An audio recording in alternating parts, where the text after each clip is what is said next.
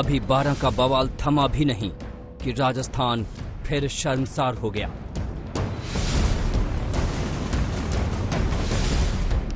इस बार सिरोही में महज 8 साल की मासूम से हैवानियत की इंतहा हुई तो बांसवाड़ा में भी सामने आई है नाबालिग से दरिंदगी। कब तक दिखावे वाला सियासी हंगामा होता रहेगा? कब तक आरोप प्रत्यारोप की लड़ाई चलती रहेगी? और कब तक शहर शहर में निर्भया के साथ हैवानियत होती रहेगी? एक इंसाफ मिलता नहीं कि दूसरा अपराध हो जाता है। राजस्थान के 12 में 2 बहनों को 2 नाबालिग लड़कों ने बहला फुसलाकर अगवा कर लिया और 3 दिन तक अलग अलग शहरों में ले जाकर गैंगरेप किया। पहले तो पुलिस ने जैसे तैसे केस दर्ज कर लिया था, लेकिन बवाल बढ़ा तो बलात्कार का मुकदमा दर्ज कर मजिस्ट्रेट के सामने बयान दर्ज कराने की तैयारी हो गई। हमने आश्वस्त किया पूरा जो दो मेरे साथ दुर्घटना हुई वो किसी के साथ नहीं होना चाहिए। नहीं जी, पुलिस ने कुछ कार्रवाई नहीं करी हमारे साथ, कुछ धोखा किया है। महिला थाने की पुलिस ने धोखा किया है हमारे साथ, कोई कार्रवाई नहीं की। अब 12 पुलिस कह रही है कि पीड़ित बहनों के बयान के आधार पर पुलिस धारा 376 लगाएगी।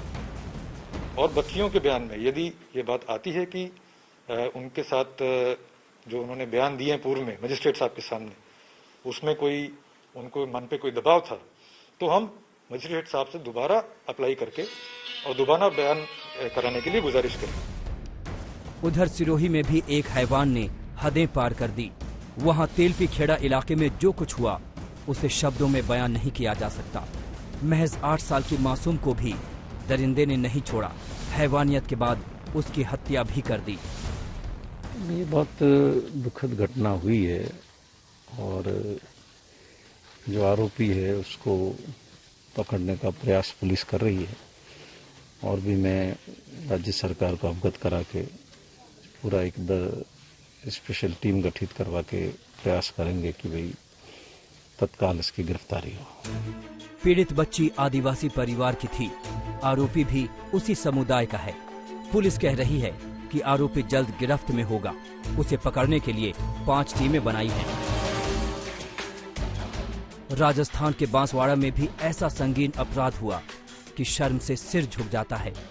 30 सितंबर की रात घर के आंगन में सो रही 14 साल की बेटी को 4 दरिंदे उठा ले गए। गैंगरेप की वारदात को अंजाम दिया।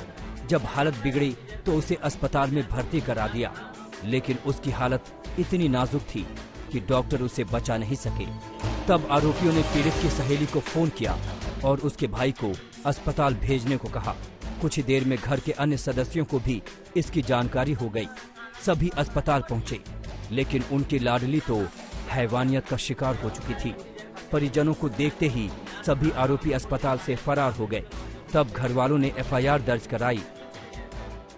आज को 11 बजे मेरी लड़की उठा के ले गए, फिर भी उसके साथ में 4 जने बुरा हाल किया, उसका बुरा काम किया और फिर वो हमारे ऊपर इल्जाम डालते कि तुम्हारी लड़की हमने ले गए, यूँ कह रहे। लेकिन हम यूँ कह रहे कि ऐसी बच्ची को तुम कितने को मारो और कितने की करो, हमारे पहले इसे गिरफ्तार होना चाहिए।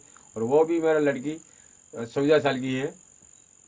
कौन सी कक्षा पढ़ी हुई है? 9। लेकिन पुलिस ने तो इंतहा कर दी।